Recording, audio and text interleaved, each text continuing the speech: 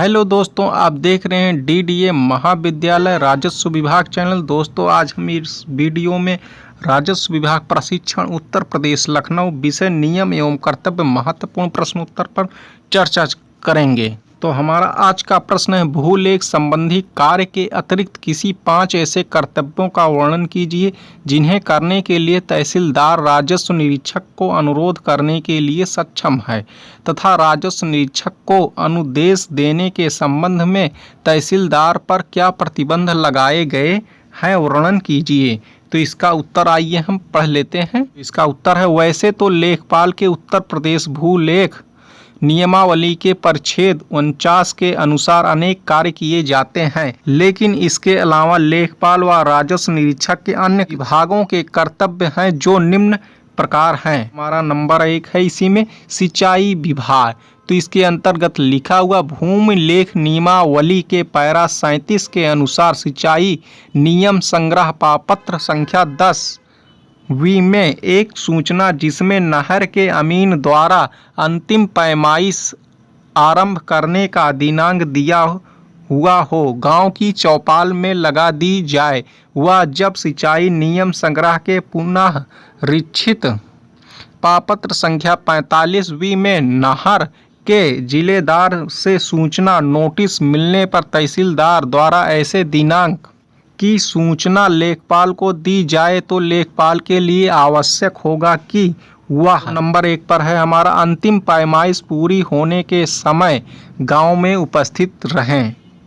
Number 2 पर है हमारा नहर के अमीन को स्वामियों काश्तकारों या खातेदारों के नामों की सूचना जिसकी आवश्यकता अमीन को अपने पूरा करने के लिए और किसी संदिग्ध बात को लेखपाल से मिलकर स्थानीय जांच के द्वारा तय करने के लिए हो। नंबर 3 पर है हमारा अमीन को जमाबंदी पापत्र संख्या 9 बी को जो नहर के अधिकारी द्वारा दी जाएगी के पूरे होते ही उसका सारांश लें और उस पर अमीन के हस्ताक्षर कराएं और इसके बदले में अमीन के तैयार किए हुए खसरे पर अपने हस्ताक्षर करें। नंबर 4 पर है हमारा इसी में जमाबंदी पर लिया हुआ अपना सारांश जलकर जमंत रंजम देने वाले प्रत्येक व्यक्ति को जिसे समय पर भी वह देखना चाहे दिखला दे। के अंतर्गत लिखा हुआ लेखपाल को नहर के अमीन व तहसील के तहसीलदार से इस आशय की सूचना देने पर कि गांव में आखिरी नाप अमुक तारीख से प्रारंभ होने वाली है, लेखपाल उस पैमाइश में उपस्थित रहेगा। नहर अमीन के जोतदारी का नाम बताएगा तथा अन्य सूचना देगा जिसे कागजात तैयार कराने में अमीन की आवश्यकता है। अपरिहार्य परिस्थितियों के अतिरिक्त पैमाइश की तारीख अमीन नहीं बदलेगा। 2 पर है हमारा पशु चिकित्सा विभाग लेख नियमावली के पैरा 39 के अनुसार।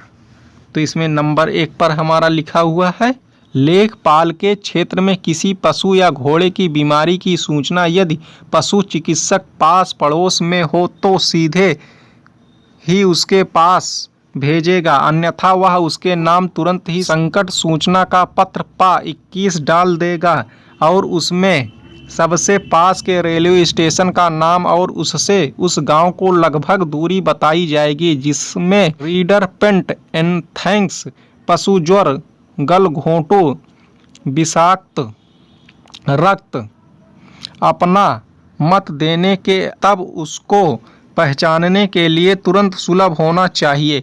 उन्हें मतदान स्थानों पर मत डालने के लिए नियत दिनांक पर अवश्य उपस्थित रहना चाहिए और पीठासीन अधिकारियों के निर्देशों के अनुसार मतदान केंद्र के पास ही चाहिए, जिससे कि वह मतदाताओं को पहचानने के लिए तुरंत सुलभ हो सके। क्षेत्र में पशु या अश्व रोग के फैलने पर लेखपाल सविस्तार इसकी सूचना पशु चिकित्सक सहायक निर्देशक को देगा यदि वह कहीं आसपास में है, नहीं तो लेखपाल एक वार्निंग पोस्ट कार्ड उसके पास डाक से भेज देगा जिसमें पास के स्टेशन का नाम और रेलवे स्टेशन से उस गांव की दूरी और पशु रोगों के नाम का विवरण होगा। साथ ही साथ अपने राजस्व निरीक्षक को सूचित करेगा।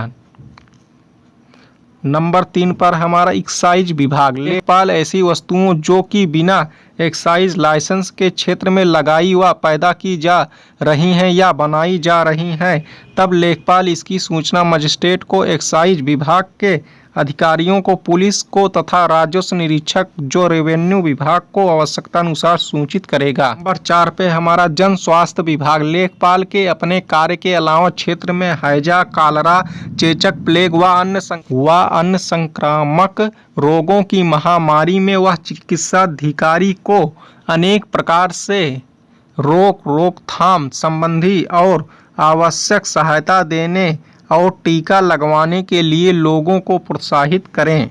नंबर 5 पे हमारा पुलिस विभाग।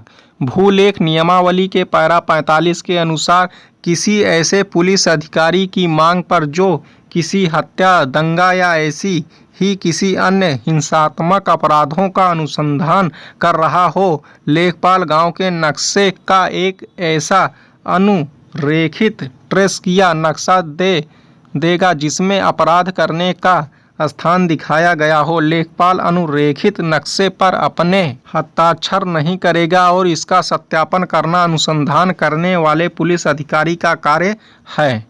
नंबर 6 पर है हमारा सहकारी समितियां। भूलेख नियमावली के पैरा 42 के अनुसार लेखपाल जब भी उससे मांग की जाए अपने हलके में सहकारी समितियों के द्वारा भूमि के क्षेत्रफल, भू राजस्व तथा लगान का सत्यापन करेगा।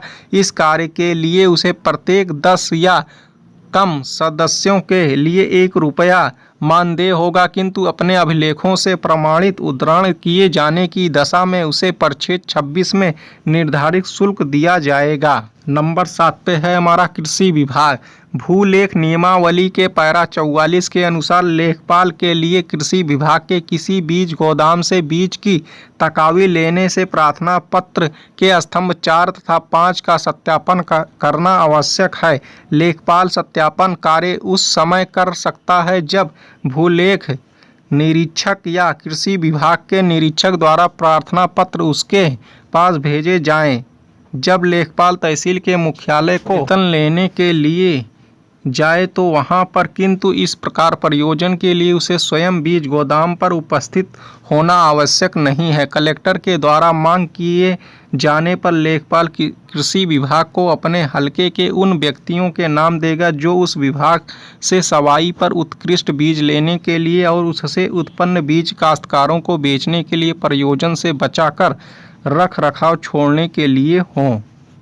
किसी भी दशा में लेखपाल से उधार लेने वाले व्यक्ति की आर्थिक परिस्थितियों को सत्यापित करने के लिए नहीं कहा जाएगा। साल में 2 बार जनवरी तथा जुलाई के महीने में जब लेखपाल अपने वेतन के लिए तहसील में आए तो वह पंजीयक कानूनगों को यह बताएगा कि उसके हलके में दरिंदों द्वारा साँड़ आदि कोई हो किस प्रकार रखे जाते हैं और साँड़ों के बारे में ऐसी सूचना भी देगा जिसकी आवश्यकता तहसीलदार को साँड़ों की दशा के संबंध में अर्धवार्षिक परिलेख तैयार करने के लिए होती है। जब किसी केंद्र में कृषि प्रदर्शन होने वाला हो तो लेखपाल इस बात की सूचना अपने क्षेत्र के ऐसे लोगों को देगा जिसके संपर्क में वह अपने सरकारी काम के संबंध में आएगा या जब वह अन्यथा किसी गांव में जाए तथा वह इन लोगों को प्रदर्शन में जाने के लिए प्रोत्साहन देगा। तो दोस्तों, यह जानकारी राजस्व विभाग की आपको कैसी लगी? जानकारी अच्छी लगी है तो वीडियो को लाइक करें और शेयर करें और चैनल को सब्सक्राइब करना ना भूलें। धन्यवाद।